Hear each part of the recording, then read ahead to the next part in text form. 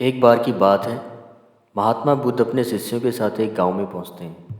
चलते चलते शाम हो जाती है तो वो उस दिन वहीं पर रुकने का फैसला करते हैं। जब गांव के साहूकार को ये बात पता चलती है कि बुद्ध उन्हीं के गांव में ठहरे हैं, तो वो भागकर उनके पास आते हैं और बुद्ध से पूछते हैं कि मेरे जीवन में बहुत कष्ट हैं, मैं क्या करूं? कृपया मेरा मार्गदर्शन करिए। तो बुद्ध उनसे कहते हैं कि यदि जीवन में सुख शांति चाहते हो तो अपने मन में हमेशा दूसरों के प्रति सेवा भाव रखो, गरीबों की मदद करो, किसी बेसहारे का सहारा बनो। बुद्ध कहते हैं जितनी खुशियाँ तुम लोगों के साथ बांटोगे उससे कई गुना खुशियाँ तुम्हें वापस रिटर्न मिलेंगी। मतलब कि अगर तुम अच्छे कर्म करोगे तो तुम्हारे साथ भी अच्छा ही होगा। उनकी ये बात पास में खड़ा एक गरीब आदमी सुन रहा था। वो खड़ा हो जाता है, महात्मा बुद्ध से पूछता है कि मैं भी लोगों की मदद करना चाहता हूँ।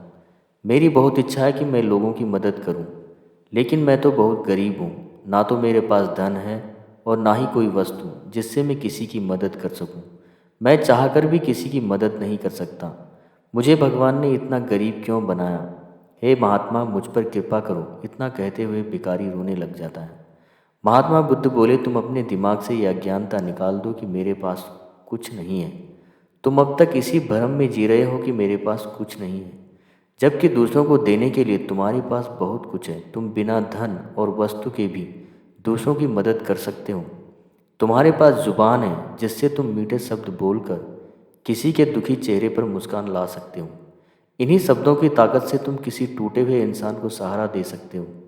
इन्हीं शब्दों की ताकत से तुम किसी के भी मन में सकारात्मक विचारधारा के बीज बो सकते हो, उसको गलत रास्ते पर जाने से रोक सकते हो।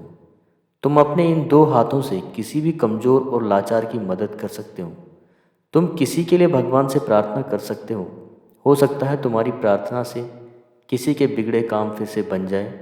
तुम किसी की अच्छी सेहत की कामना कर सकते हो, लेकिन अज्ञानतावश तुम अब तक इस बात को समझ नहीं पाए और इस भ्रम में अब तक जीते रहे कि तुम्हारे पास किसी की मदद करने के लिए कुछ नहीं है। महात्मा बुद्ध द्वारा दिए गए इस ज्ञान को सुनकर उस आदमी के चेहरे पर मुस्कान आ जाती है और वो खुशी से झूमता हुआ वहाँ से चला जाता है।